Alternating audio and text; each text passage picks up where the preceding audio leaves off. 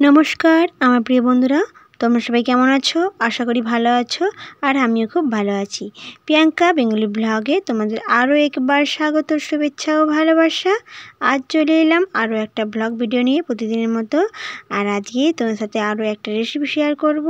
তো চলো বন্ধুরা, কথা না বাড়িয়ে রেসিপিটি শুরু করি। আর রেসিপিটি কী সেটা তো থাম্বনেল দেখেই বুঝতে পারছো। মাত্র একটা ডিম দিই নাস্তার রেসিপি। তো দেখো বন্ধুরা, ভিডিওটি আজই সকাল থেকেই শুরু করলাম। শুভ সকাল বন্ধুরা, আমার সমস্ত বন্ধুদের। ভিডিওর শুরুতেই আমি কিছুটা প্রাকৃতিক দৃশ্য রাখলাম। তোমাদের কাছে কেমন লেগেছে এই প্রাকৃতিক দৃশ্যটা অবশ্যই কমেন্টে জানিও।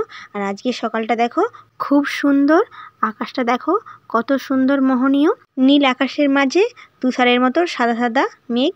তো কেমন লেগেছে এই প্রাকৃতিক দৃশ্যটা তোমরা অবশ্যই কমেন্টে জানিও। তাই এই সুন্দর প্রকৃতিটা তোমাদের সাথে তুলে ধরলাম আজকে ভিডিওতে। আর এখন প্রায় বেজেছে প্রায় 9টা। আর 9টার সময় কিন্তু আমি নাস্তাটা আজকে বানাচ্ছি। একটু দেরি হয়ে গিয়েছে কারণ ছেলে স্কুলে গিয়েছিল, তাকে এনেই কিন্তু আমি নাস্তাটা বানাচ্ছি ছেলের জন্য। আর সূর্য কিন্তু অনেকটাই উঠে গিয়েছে, দেখো নারকেল পাতার মাঝে সূর্য চকচক করছে পুরো লাইটের মতো। যাই হোক, প্রকৃতিটা কেমন লেগেছে দেখো, আকাশটা কিন্তু ভীষণ সুন্দর। এই যে মেঘগুলো দেখতে কিন্তু অপূর্ব লেগেছে আমার কাছে। আশা করি আপনাদের কাছেও ভালো লাগবে এই সুন্দর দৃশ্যটি। এবার আমার বাড়ির চারপাশটা তোমাদের সাথে কিছুটা শেয়ার করি। তো দেখো বন্ধুরা, এই যে আগলি যে বড় গাছটা রয়েছে, এটা হচ্ছে পেয়ারা গাছ। আমার খুব প্রিয় গাছ একটা। আমি এইটুকুন বেলা থেকেই লাগিয়েছিলাম। আজকে অনেক বড় হয়ে গিয়েছে, পেয়ারা অনেক বড় বড় হয়ে গিয়েছে, তাই লাইটের আলো অতটা বোঝা যাচ্ছে না। যাই হোক, এবার আমি রেসিপিটা শুরু করি আর তোমাদের সাথে শেয়ার করি। তো চলো বন্ধুরা, এই যে একটা ডিম নিয়েছি আর কি কি নিয়েছি উপকরণগুলো সেগুলো তোমাদের সাথে শেয়ার করি। এখানে নিয়েছি ময়দা প্রায় 2 কাপের মতো নিয়েছি। আর নিয়েছি পেঁয়াজ কুচি, এই দেখো একটা গোটা বড় পেঁয়াজ নিয়েছি এই যে। আর নিয়েছি গোটা জিরে আর কাঁচা লঙ্কাটাকেও কিন্তু আমি কেটে নিয়েছি। আর প্রায় 2টো কাঁচা লঙ্কা নিয়েছি অল্প ঝালের জন্য। এবার আমি রেসিপিটি শুরু করি। তো দেখো বন্ধুরা, ময়দাতে আমি দিয়ে দিচ্ছি পেঁয়াজ কুচি, একটা বড় পেঁয়াজই দিয়েছি। আর দিয়ে দিচ্ছি গোটা জিরে আর কাঁচা লঙ্কা কুচি যেটা রেখেছিলাম সেটাই কিন্তু দিয়েছি। আর জিরেটা কিন্তু একদম অল্প পরিমাণে দেবে, না হলে কিন্তু তিতকুটি ভাব লাগবে। আর জিরে দিলেই কিন্তু ভালো লাগে, এটা স্বাদ আসে সুন্দর, তাই জিরেটা কিন্তু অল্প করেই দেবে। এবার আমি দিয়ে দিলাম পরিমাণ মতো নুন এবং হলুদ গুঁড়ো। আর দেখো ডিমটাকে ফ্যাটিয়ে রেখেছিলাম একটা ডিম, সেটাও কিন্তু আমি দিয়ে দিচ্ছি এই উপকরণে একসঙ্গেই। তো দেখো বন্ধুরা, সমস্ত উপকরণগুলো দিয়ে দিয়েছি ময়দার মধ্যে। এবার আমি কিছুক্ষণ মাখিয়ে নেব ময়দাটাকে একটু ভালো করে। আর পেঁয়াজগুলোকে ভেঙে নেব একটু, কারণ অনেক সময় গোটা গোটা পেঁয়াজ থাকে, তো সেই জন্য আমি একটু ভালো করে ভেঙে নিচ্ছি পেঁয়াজগুলোকে। এবার কিছুক্ষণ এভাবে মাখিয়ে নিয়ে তারপর কিন্তু আমি জল দিয়ে দেবো। তো দেখো বন্ধুরা, অনেকটা মাখানো হয়ে গিয়েছে সুন্দরভাবে। এবার আমি জল দিয়ে দেবো, অল্প অল্প করে জল দেবো, খুব বেশি জল যাতে না হয় সেই জন্য একটু অল্প অল্প করে জল দেবো। তাই আমি এখানে অল্প করে জল দিয়ে ভালো করে মাখিয়ে নেব এই মিশ্রটাকে। মাখিয়ে নেবার পরে তো দেখো বন্ধুরা, একটু গাঢ় হয়ে গিয়েছে, এরকম কিন্তু থাকবে না, একটু পাতলা হবে, সেই জন্য আরও একটু জল দিয়ে দেবো আমি। তো দেখো বন্ধুরা, ফাইনালি অনেকটা জল দিয়ে দিয়েছি। এবার কিন্তু হয়ে গিয়েছে, এটা মাখিয়ে নেব আমি ভালোভাবে উপকরণগুলো। তো দেখো বন্ধুরা, এই যে সুন্দরভাবে মাখিয়ে নিয়েছি, হয়ে গিয়েছে আমার মাখানো।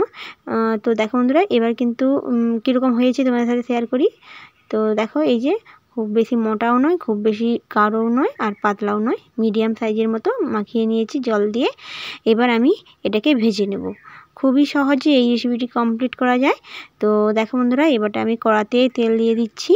আর সত্যি এই রেসিপিটি 5 মিনিটই সময় লাগে যদি তোমরা এই রেসিপিটি বানাও। তো দেখো বন্ধুরা, কড়াতে তেল দিয়ে এবার চারদিকে একটু বুলিয়ে দিচ্ছি যাতে না লেগে যায়। আর কড়াটা একটু গরম করেই কিন্তু তেলটা দেবে, তাহলে নিচে লেগে যাওয়ার সম্ভাবনা থাকবে না, সুন্দরভাবে উঠে যাবে। তো দেখো বন্ধুরা, দিয়ে দিচ্ছি ময়দা মিশ্রণটাকে দিয়ে দিলাম।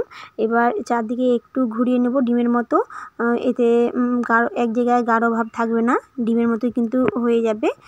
এবার একটু চারদিকে দিয়ে তারপরে কিন্তু আমি কিছুক্ষণ চাপা দিয়ে দেবো, এতে কিন্তু সেদ্ধটাও ভালোভাবে হয়ে যাবে, এছাড়া কাঁচাটাও থাকবে না, সুন্দরভাবে কিন্তু হয়ে যাবে। তো দেখো বন্ধুরা, এবার আমি ওই যে হয়ে গিয়েছে, এবার আমি কিছুক্ষণ চাপা দিয়ে দেবো যাতে ভালোভাবে ভাজা হয়ে যাবে সুন্দরভাবে, তাই কিছুক্ষণ আমি চাপা দিয়ে দিচ্ছি। আর অল্প কিছুক্ষণে কিন্তু চাপা দিতে হবে। তো দেখো বন্ধুরা, তুলে নিয়েছি চাপাটা, আর সুন্দর কিন্তু হয়ে গিয়েছে এক পাশ। এবার কিন্তু আমি উল্টিয়ে দেবো। তো দেখো বন্ধুরা, এই যে উল্টিয়ে দিয়েছি সুন্দরভাবে।